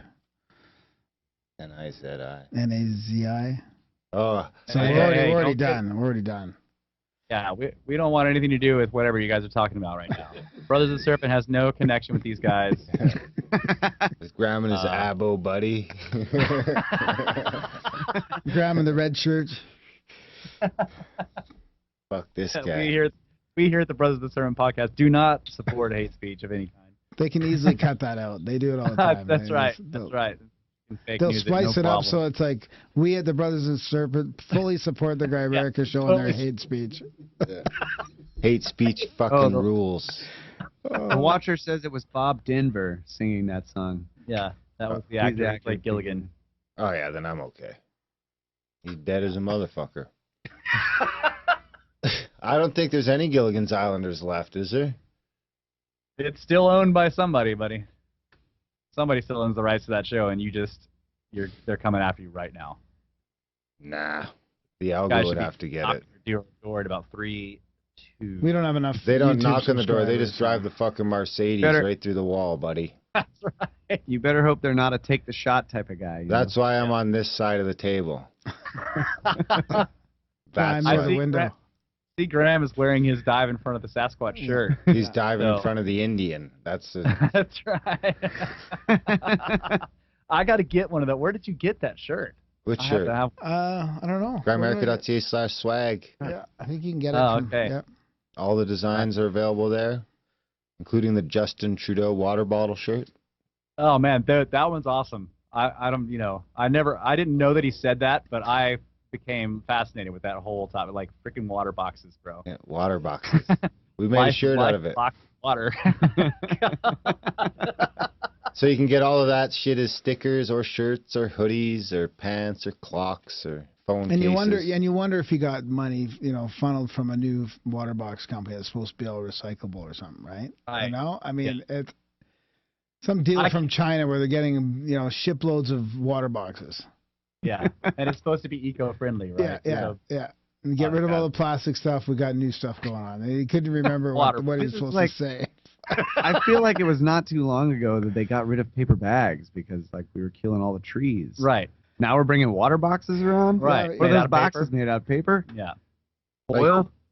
At his got- at his luncheon 3 days later, there's a big picture in the newspaper, just surrounded by paper plates and water bottles and plastic forks. Of 3 days after he announces the ban on him. It's really, dude? How fucking inept can you be? Right. I'm sure he can top that. I mean, wait. I'd be that inept too, but I'd have someone on payroll to make sure it didn't get fucking photographed. By the way, there are 2 living Gilligan Island cast members left: Dawn Wells and Tina Louise. Yeah. We have the Watcher. No, I just know my Gilligan. Is We that got the Watcher Marianne and fact check. Ginger? I don't know. I don't know who No, they one were. of We're them about is to find probably- out. Watcher Probably will not tell us. Mrs. Howell that made it. There's no way Mrs. Howell is still kicking. We should get a Gilligan's Islander on the show. Probably Yeah. Pretty Yeah. senile Get at him on this there. point. Man, I bet they got great stories to tell. Set stories. Hey? That's Some Gilligan's Yeah. Island set stories. Some stories from the island. Yeah. there you go. Yeah. Fantastic. Maybe they saw UFOs or something while they were out there. Yeah. They're probably pretty senile at this point. Oh, I saw some UFOs. Ginger and Marianne. Yeah, Did that you was tell Ginger. us where you wanted to go? Yeah, the pyramid under Antarctica. Oh, you just made one up? See, he did. He got it in there. I knew he was going to give you shit about that. You can't just make up pyramids. Okay, the Mars. The one of Mars then. If we can go anywhere, I'll just go to the one Ah. on Mars. then. There you Yes. go. You better. He just materializes there, suffocates. Yeah, it's a no consequences trip. Oh, You get to go to man. Mars. Yeah. I wish I could You remember. can't actually go to the pyramids on Mars. You can only go to a spacesuit. That's as close as you're gonna get. Yeah. You gotta get inside a spacesuit. Yeah. Someone needs to send me what episode we played Graham's Mars One application on. I can't remember. Don't. I remember Please talking to him don't. about that. Yeah, I remember talking to you about that at Contact. We got to dig it up again. again. I can't remember what He was- episode it is, but it's somewhere in the back catalog, and it is like it's got to be in the first fucking 30 episodes or 40 episodes. But it's the funniest thing you've heard in a while. Graham was all in. I'm gonna go to One Mars. trip to Mars, he's going. The best part is like Guaranteed I'm one-way trip. quick-witted.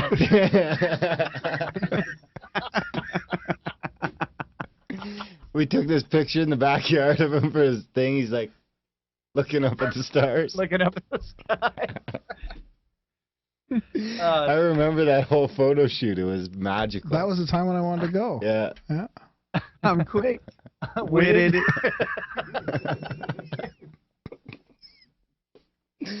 Oh man, that's great. $40 later, Mars One went out of business. I Yep. think officially now, right? Yeah. How much money did they take? I don't know. It's I unbelievable. wonder what.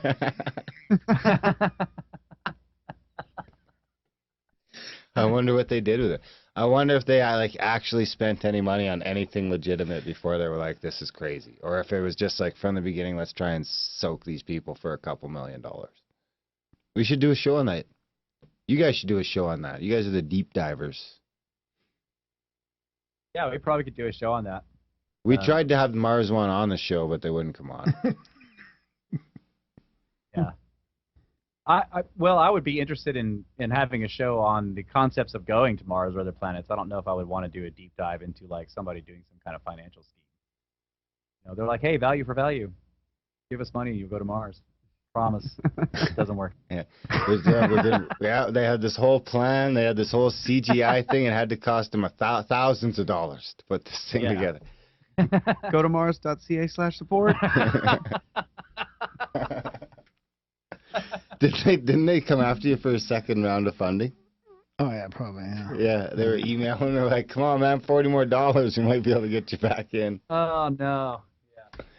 I did it for the show, Darren. It was all for the Well, show. how about this though? If you could go, like, let's say that Elon Musk is like, Grimerica guys, sending you to Mars tomorrow. No. Yeah, you have Well, a if I no can come fucking back, chance. I don't want to leave. I don't want to leave. Yeah, no, not a back one-way then, I trip. just would go one way. I was just, I wouldn't Yeah. have done it. Now, Right, no, yeah. I won't do it. But let's say there was Just think right now, we'd just be finishing up watching Graham slowly die. Just think how depressing that would be compared to having him on the podcast cracking jokes. But no, let's say that it was Elon was like, it's gonna be a round trip. Yeah, Gonna I'd come go. back. Yeah, I'd go. Yeah. But of course, with any trip like that, it's not guaranteed that you survive. Yeah, but, And no, but I'd still. I would go. still try it. Yeah. I would. Watching Graham trying to grow potatoes. I think I'd rather. I think I'd rather go to like one of the moons of Jupiter or something. That's what I was gonna say. I'd rather go to the moon than Mars. I mean, Yeah. it's right there. Yeah. I'd go just send me to the other side of the moon and let me like drive the freaking Drive the golf rover cart around. Yeah. Yeah. Give me that half track and just Yeah. And it And the only moon would be fun because it's below a couple G. days Yeah. too, right? Yeah. 4 days or something. 4 3-day days, trip. 6 months. Right. Pretty easy choice. Pretty easy choice. Yep. Just think you'd have a And besides, I think there's more to find on the moon, Yeah. really, in terms of Mysteries. our history. Yep. If there's gonna be something to find in terms of intelligent life, I think the most likely place is going to be the moon. what about Europa? It's an outpost. The Europa moon's would an be outpost. fantastic, but that would be really far.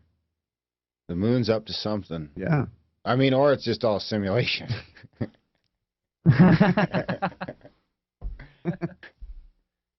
It would make sense, 108, 108, 108, 400, 400. I mean, it all fucking points to intelligent design. But not necessarily simulation, right? A simulation is a form of intelligent design, but it doesn't have to be that to be intelligent design of some kind. That's right. Yeah. In a sense, it still could be a simulation. Right. With any intelligent design. Yeah, I think the word simulation is sort of misleading in that sense. Like it could be, because when you talk about simulation, people think the first thing you think, at least me, I think of like, okay, so it's like they're running a full immersion VR system here or something like that. Pretty right? much, yeah. You're in a fucking pod. You're a battery. Right, Matrix style. But it could also just be that we live in a universe that is actually comprised of information, and that's just the nature of the universe itself. Well, we kind of, at this point, the state of physics is that is a fact. Yeah. All there is little, Standing waves. fields It's all being data. wobbled. Yeah. That's right. like how So I look at, I think 33 is like a numerical representation of sacred geometry. And that's why it comes up all over the place. all those processional numbers seem to pop up everywhere. Right, 33 is not one, but like processional numbers plus that one seem to pop up all over the place. 33. I noticed you guys have focused on like the recurring numbers, 1, 1, 1, 1, 2, 2, 2, 2, whatever, right? So you guys are fascinated by that too. That's just mostly covered PayPal fees.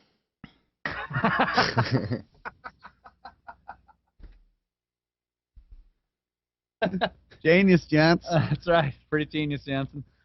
And I think there's something to that numerology too, and the numbers in a row entice people maybe to click more, but PayPal fees are about 10%. Yeah, I understand, but I've heard you guys talk about like 1111. Oh yeah, That's and what I one mean. 1234. Yep. Yeah. So processional numbers seem to pop up, and is that because of the sacred geometry of the planet that we're on or the system that we're in? Like, in other words, would processional numbers seem to pop up elsewhere in the universe where there isn't a processional cycle happening like we've got here? In other words, like, does that cycle actually inject those numbers into the reality? The data Yeah, that's really interesting. Yeah. Well, it definitely could if reality can affect time and everything else, then why couldn't that system affect everything? Right. I mean, every system could have its own, like we were just talking about the ether and shit with Adam Apollo, and it's like the whole magnetic field around the solar system could be affecting the ether levels inside here, which could be causing who knows what. Right. So every solar system could be different. Yeah. So being inside of any kind of large astronomical cycle, whatever fundamental numbers are associated with that cycle is injected into the reality that you're in if you're inside that cycle. That's what I'm saying. It's fascinating. So can you leave it? Yeah. So if you like technically, I guess if I was to leave and go to a different solar system, then I would see those numbers everywhere. Whatever the numbers are that Do you represent. think you could drink their water and stuff? If it was pure water. Yeah, I wonder if it would be different. I wonder if those processional numerical difference are actually changing base reality at some level. Oh man, and that's where the cosmos can actually be that and interdimensional at the same time. Oh yeah, that's because you can't physically go to any of those places. Like you can't physically go there because you run into a barrier of like different laws. Of reality, yeah, different laws of fucking physics. Or maybe when you go there, you just change with the laws. Yeah. Your experience changes. That's what happened when those fuckers went to the moon. Changes back you. all weird. Yep. It does change you. So on the numbers thing, I wonder about, like phi or the golden ratio. Yeah. So that number doesn't pop up everywhere, but the physical representation of the number pops up everywhere. It does. Yeah. 1.618, on and on and on forever. Yeah. Pi. Yeah. Pi is represented in so many things. I mean, but the number doesn't pop up everywhere, and the number actually goes on forever. It's irrational. Yeah. So what's up with that? Yeah. Maybe those ones transcend dimensions. Yeah. And we've had conversations about how strange those numbers are. Like, how can you have fundamental building blocks, mathematical concepts that actually seem to affect almost every physical system at any scale you care to look at, and yet they can't be defined here? How can it be a fundamental rule that can't be defined in the mathematics of this universe? Because we're too stupid. What's that? Because we're too stupid. I definitely agree that we're dumb. But I don't know if that's why we can't define those numbers. I think it could be another layer of thinking that we need to add to our evolution. Oh, okay. I see what you mean. So another thing I wonder about is the problem. Does the problem have anything to do with the fact that we use base 10? That could be Like, if we didn't use base 10, could we actually get a solid. a whole number? I don't think so. No. Okay. But I could be wrong. Just trust me on that. Let me know. Have you guys looked up Robert Grant's work at all or followed that? I think he gets into that. He's a mathematician that's part of that Resonance Academy. Okay. Colleagues with the two guys that we just interviewed that talk about the sacred geometry and the music scales and how the phi ratio is embedded in the platonics and the music. So have you guys taken a look at my phone number? No. Take a look at the last 7 digits. I don't. It's funny, and I I didn't don't even read your text or anything. I didn't even think of it until it was when Greg Carl would join the chats, and I didn't believe it was him, and I was like, "What are the last 2 digits of my phone number?" And he punched them in, and I started looking at so it's like the first numbers are those 3 numbers that which are all sacred numbers. About to dox yourself, buddy. Be careful. Yeah, I better watch it. Enough information where people can figure out what your phone number is. Moving on. You see what I mean, though? This is why you can't do a show without a guest. Yeah. Because you just dox yourself and you'd be screwed. Anyway, there's a lot of weirdness going on there. Anyway, Yeah, what I else agree with that. I think there is something to the numbers, man. So like the 33 thing, that I think there's something to that, and I think that maybe some people know about that, or that the knowledge about why those numbers are important has been preserved. Yeah. Now we're back to the brotherhood. Now we're back to that, or maybe the Masons, or Yeah. I accidentally doxed myself once. When we first left the Google Hangouts, because we had filled up and we were too full. So I was like, oh, we'll go to WhatsApp. So I started making the WhatsApp group, and it, a bunch of people joined before I realized if you went to the info part, it would give you all the phone numbers. So I was like, holy fuck. So I shut it down, and then I started getting a couple texts. That's how Failed got my number. Oh, wow. And I mean, Failed and I became friends, so it wasn't so bad. But yeah, you got to watch. He super chatted us tonight. Yeah, he did. Failed always super Thanks, chats Failed. us. Every time he catches a live show, he super chats us. He wants to What's see a 2 super chat? shirts a week. It's just a way to support the live stream on YouTube. Oh, okay, cool. Yeah, We don't know where the money goes, but it's in there somewhere. Money is going somewhere. as if we'll ever get out of YouTube. It supports our YouTube premium subscriptions, though, so Yeah. that's a bonus. Going back to what y'all were saying about the audience, the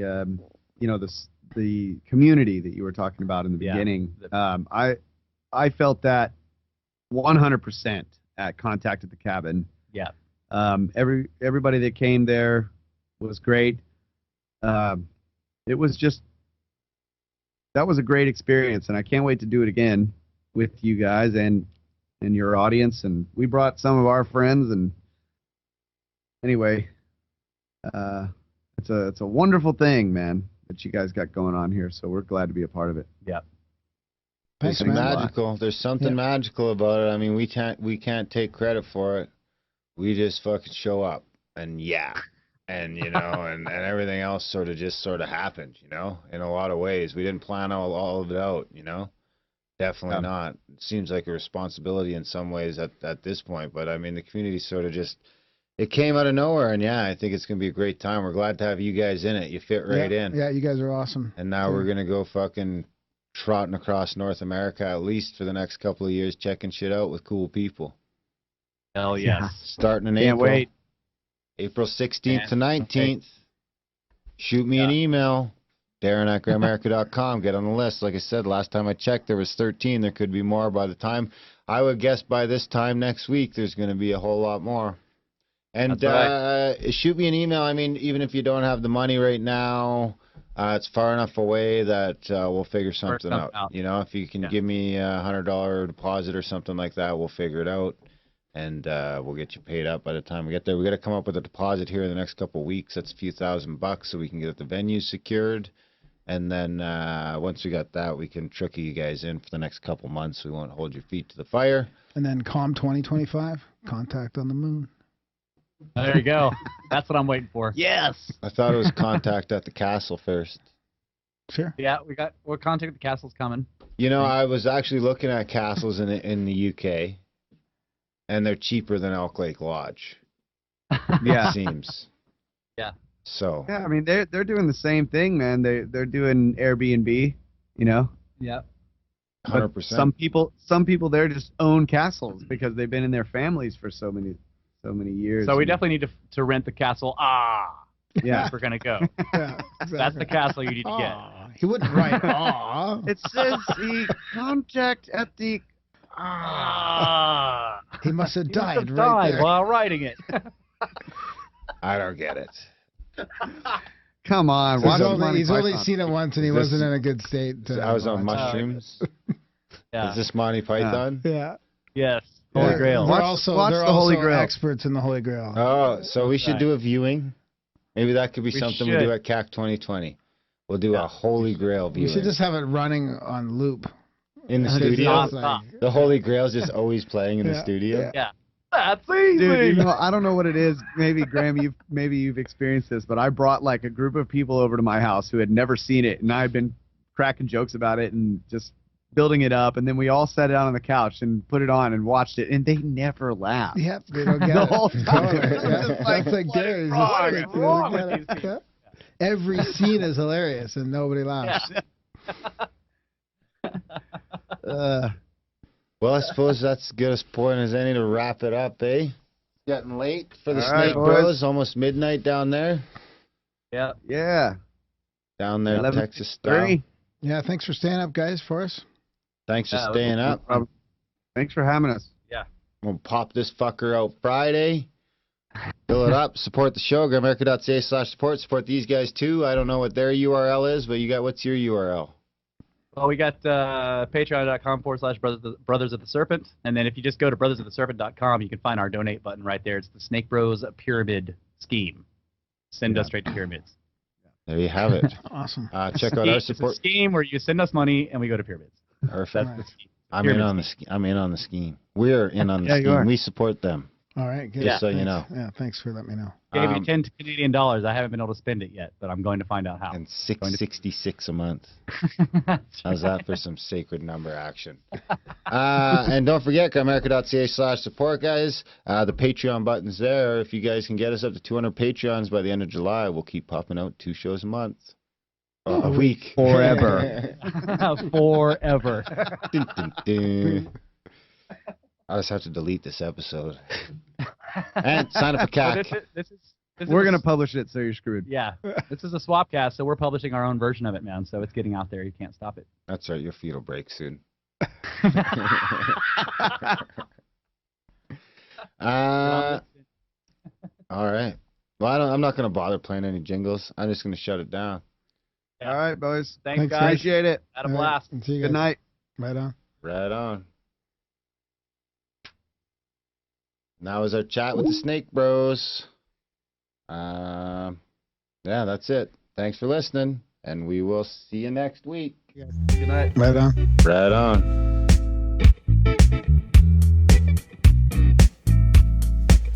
All right. That was our chat with the Grimerica boys from Calgary, That's right. Canada, The Canadians. where everything is censored and you have to pay people for calling them the wrong name, Anything. anything Yeah. at all. Don't use the improper pronouns. Anyway, that was a lot of fun. Those guys are great. Yep. And we're really looking forward to doing the Contact at the Cabin 2020 with them. You guys should send Darren an email Yep. if you want to come. I'm talking like it. Send him an email. You want to go on the trip, guys? Spots are going fast. Can't help it. Sign up now. Grimerica.ca/support. Support the show. Anyway, you can check us out at brothersoftheserpent@gmail.com. That's right. I mean, you can send us an email there. Yeah. You can check us out at brothersoftheserpent.com. Check out the encyclopedia, the glossary of terms. Check out the snake skins. You can support the show by checking out buying some snake skins or hitting the donate button.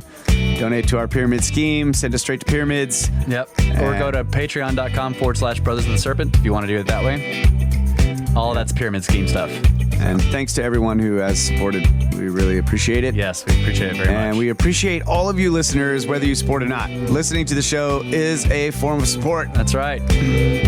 And also give us reviews if you can. Helps a lot. I see the reviews stacking up. You guys are awesome.